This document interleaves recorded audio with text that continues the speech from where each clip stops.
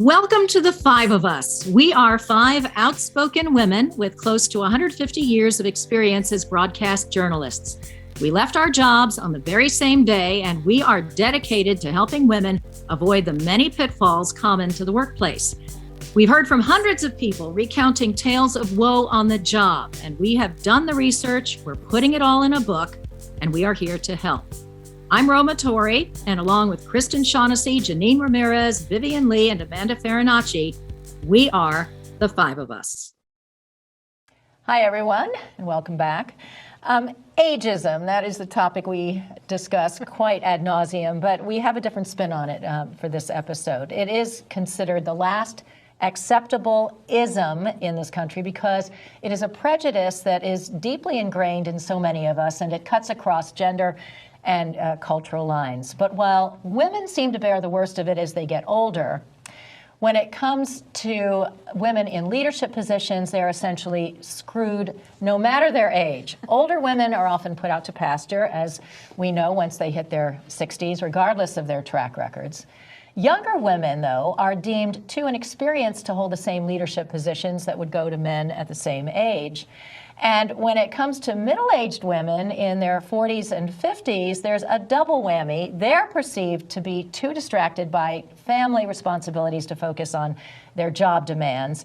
And there is an assumption, and here we go, ladies, menopause will make them less productive. Oy vey, right? You just want to scream. The Harvard Business Review wrote about all of this, laying out the issues and offering some suggestions to combat the stigma women face in leadership positions. And the article managed to coin some terms like, okay, this is kind of cool, gendered oldism.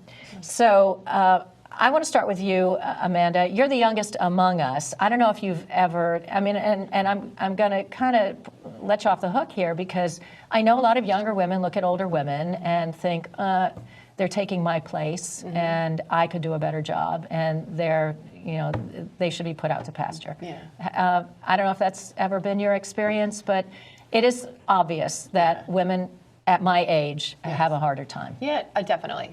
I think that, to your point about all of this, there is like no good age to be a woman, right? Like, right? There's Bingo. Right? It's like you're either too young, you're too involved with your family, and then you're too old, and then it's over, right? Like, so it's what winds up happening for women once they get to a certain age is the words start coming out like you're outdated and you just don't get it and you're harpy and you're strident and you're rather than like the gravitas that you always like to talk about men as they age, right? Like it's men are fine wine and they're just distinguished, right? And they're just growing into their looks and there's just so much there. But professionally, what winds up happening for women is as they get older, they're despite the fact that they are at the prime of their lives professionally because now they've accumulated all of this institutional knowledge and education and experience, they're seen as not valuable and not relevant and somehow outside of the most relevant conversations that take place in the workplace as they get older. And it's really hard, I think, because yes, to your point, have I ever looked at somebody older than me and been like, of course I would be lying if I'd said that I hadn't had that experience. Of course I have. But I know that people are looking at me that way right now, right? Like, what is she doing here? You know what I mean? Like, I know that I've had that experience on the other side of it. I think what's interesting about all of this is that it really does have an effect on the workplace, right? Like, because there are jobs for which a woman with her umpteenth years of experience would be uniquely qualified for and probably distinctly and specifically qualified, and the woman is just not getting the promotion and it's going to a man of the same age, which is really just infuriating, right? Because it's like the double-edged sword of this, right? Where there's no right age to be a woman, but there are so many great ages to be a man, right? Like, so much opportunity. Like, it's just amazing. And we talked about this on a different episode. There was one social media post that I saw that I thought was it would resonate so well with this. Is like I think it was like Reese Witherspoon, and it said, "You are exactly the right age." Yeah. And I was thinking, who is she talking to? Yeah. Right? Like, because for us, right? I'm mid-40s. I'm 44. I feel I'm in a good age at this moment, but I'm so aware of what I'm in for, and I know what I've been perceived as a younger person, that it all is sort of unsettling where it's going professionally for women. So this was a good, I think, article, and it's a good topic. But I stick to my first truth, which is really there's no good age to be a woman. And I don't know how we survive that. I know we're doing it. We're doing it by having these conversations, but it's definitely not an easy space to exist. Yeah, I've always wondered, what is it, though, about older women that men find so difficult to work with? And when women get to be like my age, they don't want to hear. First of all, they don't want to be told anything. And I'm thinking, do they see women like their mothers who are like yelling at them, or their wives who are nagging at them? And we used to say that in the news business, I forget if it was you, Kristen, who pointed it out, when the fact that the trend in the news business is to hire young, very pretty women to be the newscasters or the news anchors. And it's because the men in charge are looking for their second wives, right? So or looking out for their daughters. It seems so unfair. But now, okay, so let's move on.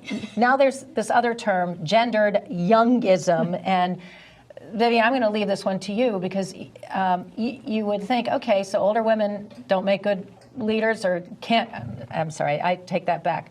Older women do make good leaders, but they're perceived as not being good leaders. And young women, same situation, but a different dynamic. They're objectified. That's their problem, isn't it?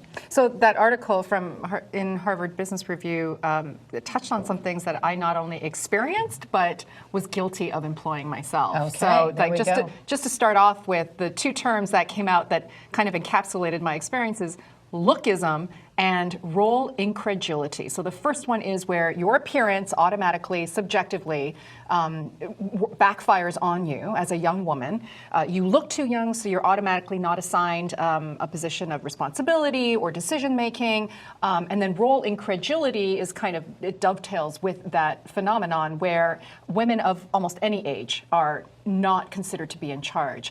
For me personally, I managed to get a primetime news anchoring position in a small market in Canada, medium-sized market. And I remember it was a startup station, and we had to do a round of press news conferences to kind of market the fact that we were about to get on air. We're going from black to on air. And the incredulity that at 21, turning 22, I could be a primetime news anchor after experience in at least 2 other markets across Canada was palpable. And I remember feeling it. I remember doing things such as cutting my hair shorter, trying to look older, wearing more jewelry, wearing more makeup, all of those things to try and address what I felt was not being discussed. And then fast forward decades later, and I was in my first, in the examination room, meeting a health specialist for the first time. And I knew it was a woman. I was actually looking for a female practitioner, but she walked in, and it was during COVID, so we're both wearing masks. And she was the third person to walk in. I assumed she was another assistant to take, blood pressure, temperature, whatever. And she goes, "Hi, I'm Dr. X." And I was like, "Oh." That was my reaction. And I immediately felt badly about it, because we were already discussing our ageism, sexism experiences by then. I should have known better. And I tried to recover as best I could by not denying it, but by owning it and just saying, "I am so sorry. You must get that all the time." And she was like, yes, I do. But that's okay. I'm learning to live with it. And she turned out to be the best practitioner. She left a couple years later, and I have not found one to match her since. So, big lesson for me. Women do have to work harder to prove themselves in, particularly, I guess, in leadership positions. But if there's, sort of a positive way to look at it for younger women, if they're really, really good at their job, considering that the expectations are so low, they're going to shine. I mean, if the guys, who are their bosses, have, are good judges of character, and if they're not objectifying them, which unfortunately does seem to But be the as an case. anchor, I always felt that pressure. Like I got into this business and I started reporting. I'm like, ooh, to look like an anchor, I need to look like 30. You know what I mean? And I was like only 24, right? So like I felt like, oh wait, if I look 30, then that's sort of like an appropriate age to look as a sort of presenter, sort of anchor position.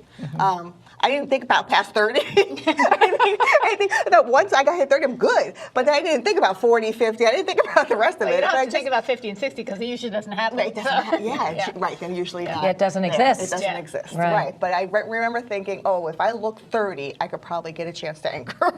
And then at some point, it happened. you cross some invisible boundary, and you're trying to look younger. You're changing your Still trying to look your 30. makeup shades. You're changing the dresses that you wear, right? Yeah. How do I look 30 though? Yeah. Well, that's the thing too. There's no Such a sweet battle. spot, right? Because at some point you think you're too young to do the job of a news anchor, and then all of a sudden you cross that line, and now you're too old, and nobody wants to see you on the air. So And yet you're as good as you ever were. Yeah, if not better. if not best, better. the best that you Yeah, were. right. Yeah, better. Yeah, and we use news anchor, I think, just because it's a visible role. Yeah. But it happens in all industries. We should just say that because It is, women yeah. everywhere are dealing with They're it. judged But just the you can same see way. it happening before your very eyes on Right, television. Right, Yeah, right. so. Well, so speaking of sweet spots, you would think, okay, so when you're old, you're disregarded, right? And when you're young, people think you can't hack the job because you're too young.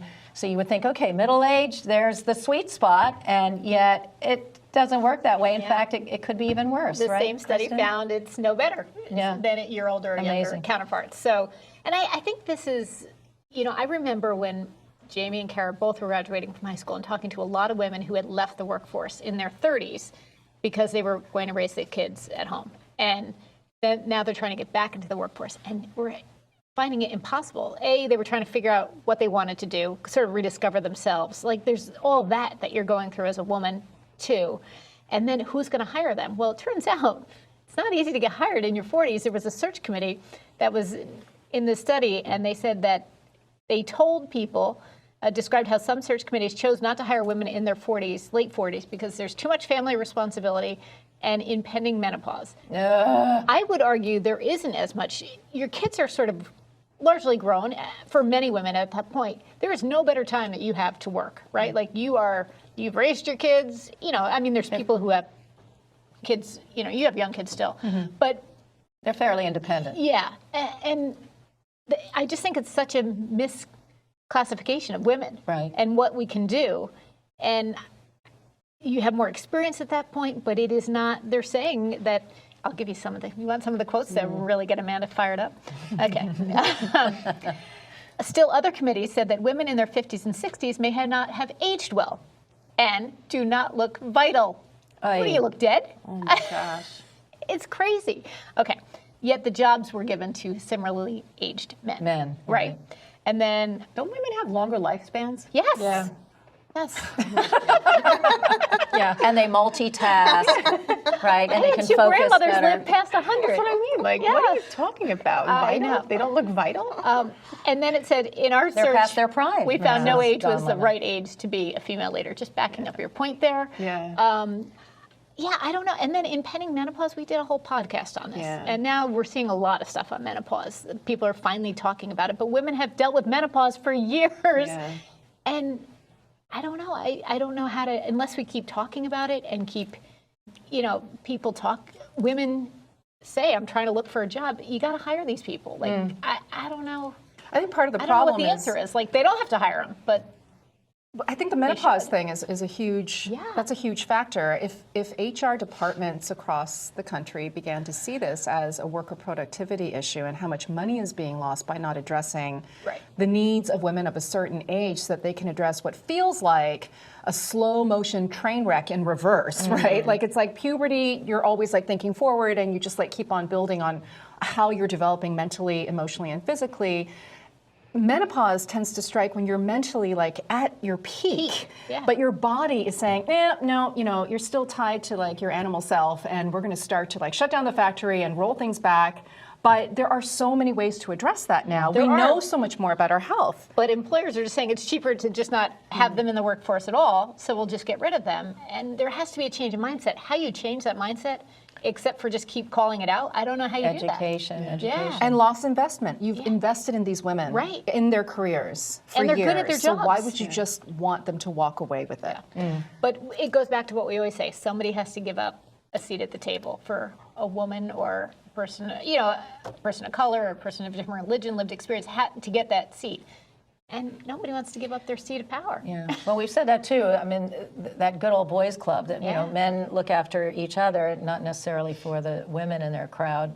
In their workplace. Women still have to learn to do that too. Yeah, and women don't. Right. They don't do that. There's some kind of psychological thing going on. I'm not I'm not an analyst here, but isn't it true that there is this belief or this theory that women are just born to compete with or bred to compete with other women for the attention of the male, whereas men can be more collegial, And there's a whole psychology behind that. I think you have to make a concerted effort to say you're not going to be like that. Right. I mean, we've had, We've made that stories clear. of just horrible female bosses, right? Yeah, right. But you don't have to be a horrible female boss. You can actually raise people up, men and women. Like, it doesn't have to just be like, I'm only going to protect my sex. Like, just, if they're qualified, help them out. Yeah, I couldn't agree more. Men or women, but it's Right.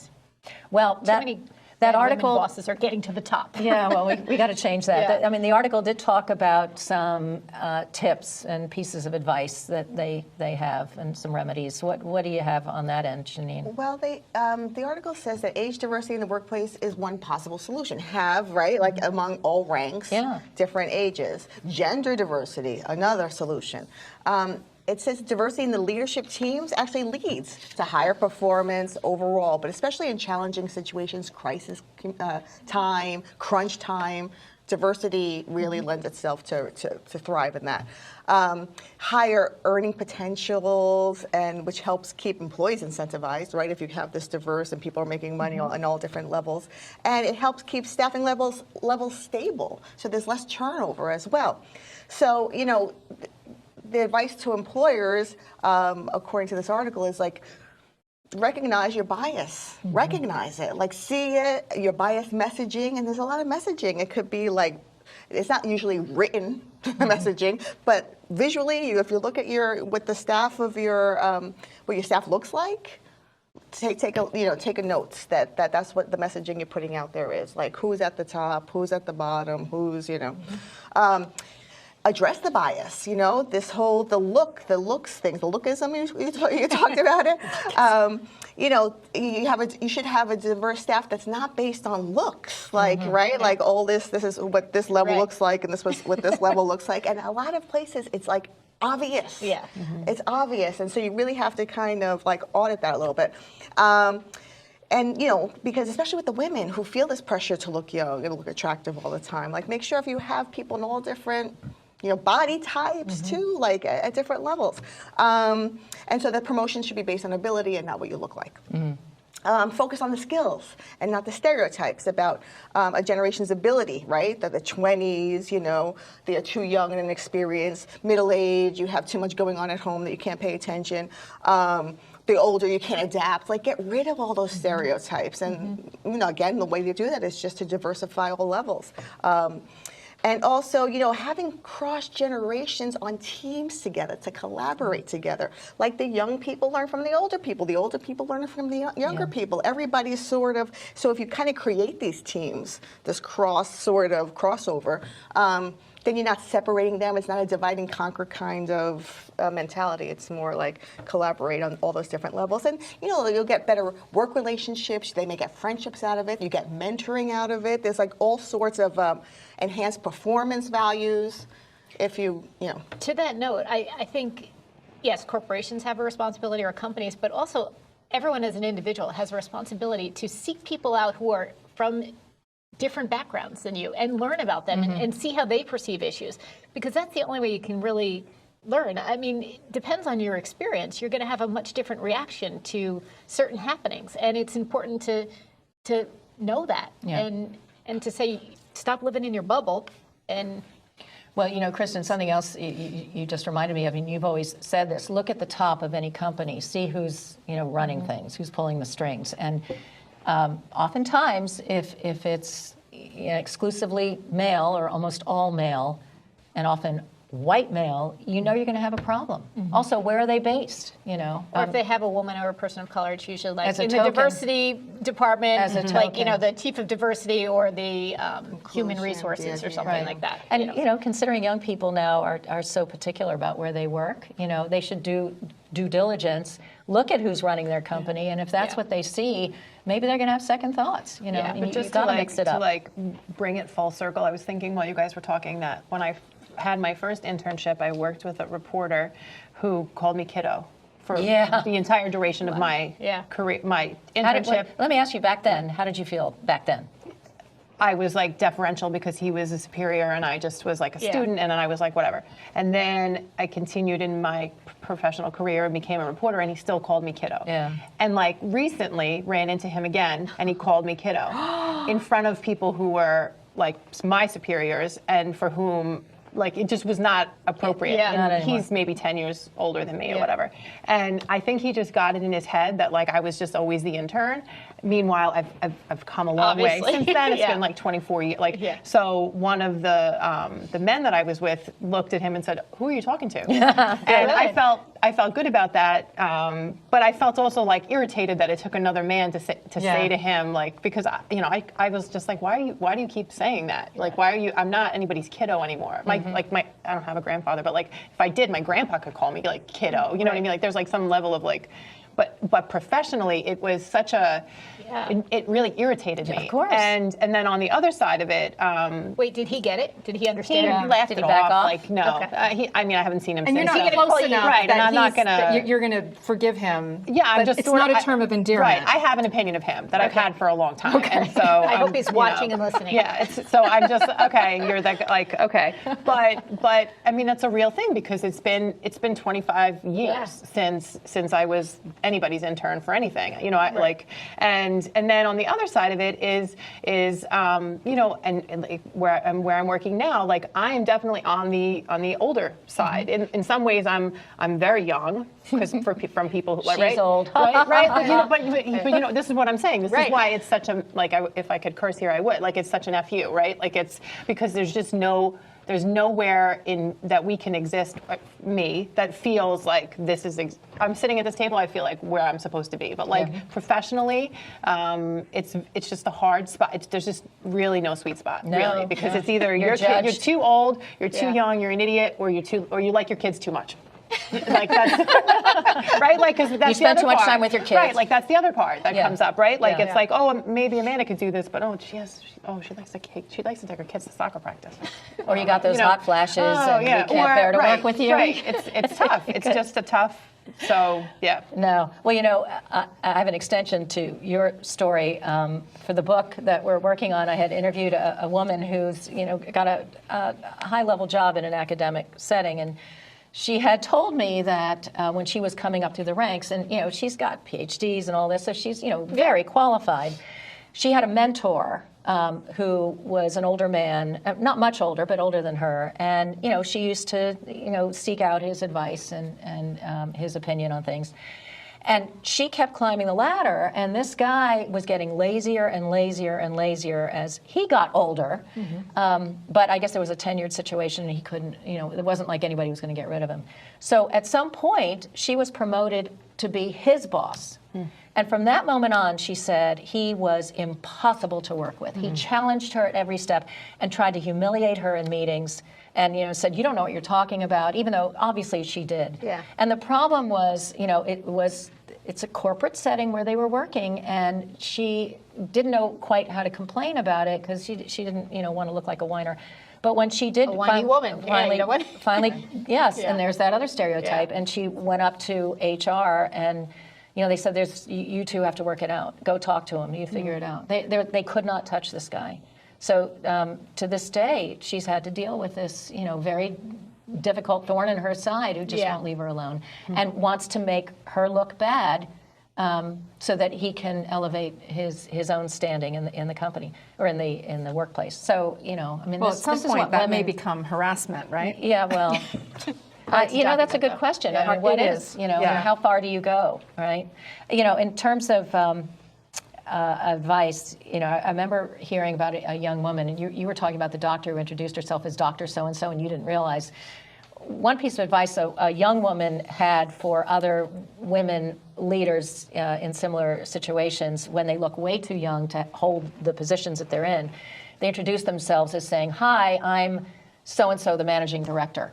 Give your title as soon as in the doctor's case, it's easy, but for other women, it might be a little awkward, but you should do it anyway, because at least that, that establishes who you are. So like you could have, in your meeting said, I'm in charge. I'm the boss here. Don't mess you with need me. a quote from. Yeah. It's Well, and what do you guys think about wardrobe? We were talking about, women looking like a boss. What the hell is that? Men have the advantage of wearing a suit and a tie, so there's no, doubt that, whatever it is, that they're in a supervisory position if they're the bosses. Women, on the other hand. Oh, look at Hillary Clinton. She tried to wear that power suit all the time, and I mean, she was made fun of all the time, like, oh, Hillary in the pantsuit, the pantsuit, the pantsuit. Yeah. Like, but Oh, you're there was a damned. female boss one time wore great outfits, and just it was like all you'd hear is her skirt's too short, and she looked great, but there was a lot of commenting about her outfits as opposed to her ability, and she was very able. Yeah. And that's just another thing you have to contend with. Yeah, you're either a sex kitten or an old maid, Yeah. right? There's nothing in between, and that's the other problem. So we don't have a lot of time, but can you guys think of any kind of advice you would give to a young woman? We have some young women here manning the cameras. Yes, which I love. Terrible. We're saying manning the camera, womaning the cameras. I say own your age and speak it loudly. Yes. I think because until we start doing that, I don't know what changes, right? We're always trying to hide our age. Stop. Yeah. That would be my thing. Good for you. I think also your internal language and your external language, how you talk to yourself is going to be reflected in how you talk about others. Like my implicit bias showed with this doctor when she walked into the room, and it's hard. I mean, I fail most of the time, but I do try to stop myself from saying things like, oh, I'm dating myself, stuff like that. Where okay, you can say it. I guess you can, but I also feel like You're dating yourself. but only people of a certain age say that, right? So for younger women, gosh, I mean, these days, what's appropriate to say or not say, like ladies, like referring to a group of women as ladies is apparently now starting to become less and less acceptable. Oh, that's a little much. Well, I've had what do you think you are? Everyone is a really nice neutral way. So like the idea of trying to go more neutral if there's a neutral option, like just again practice doing that.